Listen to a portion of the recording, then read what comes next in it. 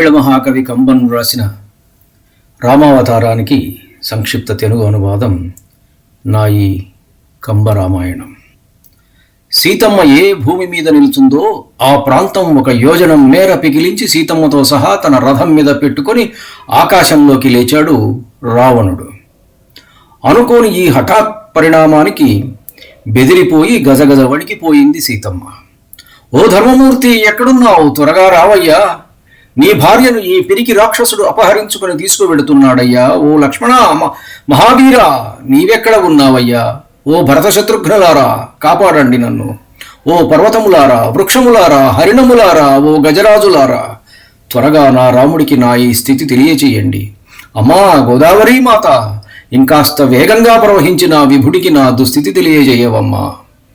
గిరులను, తరువులను, పశుపక్షాదులను వేడుకుంటూ దీనంగా రోదిస్తున్న సీతమ్మను చూసి హేళనగా నవ్వుతూ, రమ్మను రమ్మను, నీ రాముడిని వచ్చి నాతో పోరాడమను అంటూ మరింత వేగంగా వెళ్ళమని తన విమానాన్ని ఆజ్ఞాపించాడు రావణుడు.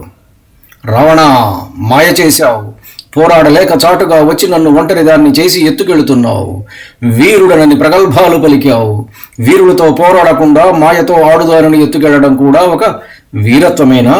ఛీ అని సీతమ్మ ఈసడించుకుంటున్నా లక్ష్య పెట్టక లంక వైపుగా సాగిపోతున్నాడు రావణుడు. ఆగరా రాక్షసాధమా, ఎక్కడికి వెళ్తున్నావు నీవు అంటూ హుంకరిస్తూ అతని మార్గానికి అడ్డం వచ్చాడు పక్షిరాజు జటాయువు. జటాయువు రెక్కలు అల్లార్చిన వేగానికి రావణుడి విమానం ఊగిపోయింది. ఆ ప్రాంతంలోని వృక్షాలు, పర్వతాలు ఆ రెక్కల నుంచి పుట్టిన పెనుగాలికి తట్టుకోలేక ఒకవైపుకు ఒరిగిపోయాయి. గరుత్మంతుడే వచ్చాడనుకుని పెద్ద పెద్ద పాములన్నీ ఎక్కడివక్కడ తమకు అందుబాటులోని కలుగుల్లో దూరిపోయాయి. రామపత్నిని తీసుకుని నీవెక్కడికి వెళ్ళగలవురా? ఇదిగో చూడు అని అంటూ తన రెక్కలతో దిక్కులన్నీ కప్పివేశాడు జటాయువు. ఎర్రటి కాళ్ళు, బంగారు రంగు మెడ, ధవళవర్ణంలో కైలాస పర్వతంలాగా మెరిసిపోయే శరీరంతో రావణుడి రథానికి ఎదురుగా నిలబడ్డాడు జటాయువు.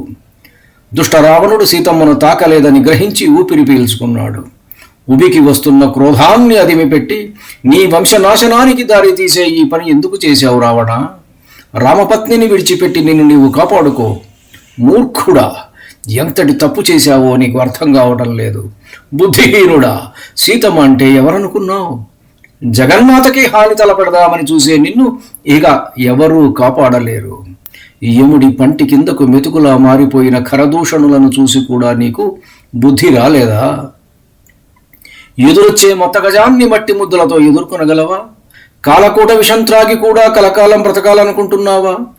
ధనుశక్తి నిలుచున్న కోదండరాముని చూసి దేవేంద్రాదులు కూడా గజగజ వణికిపోతారు.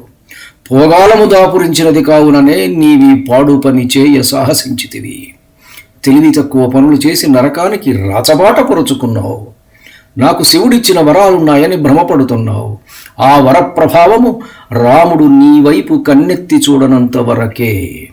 ఒక్కసారి చూశాడో నీవు ఏ 10 దిక్కులను గెలిచారని సంబరపడుతున్నావో ఆ దిక్కులు దద్దరిల్లేలా దిక్కుకొకటిగా నీ 10 తలలు నీ మొండెము నుండి వేరై ఎగిరి పడతాయి, జాగ్రత్త అని తనను హెచ్చరిస్తున్న జటాయువును చూసి, ఏరిరా, నీవు చెప్పే ఆ వీరులు ఎక్కడ?